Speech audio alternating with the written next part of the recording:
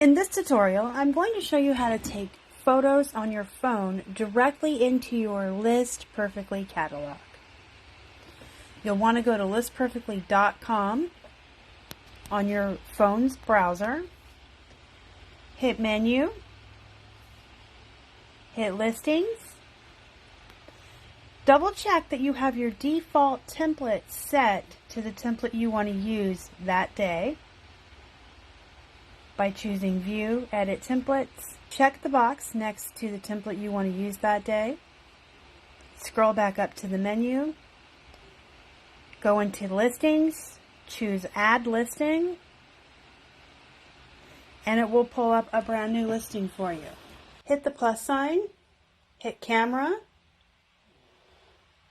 and take a picture of what you're listing. Click OK.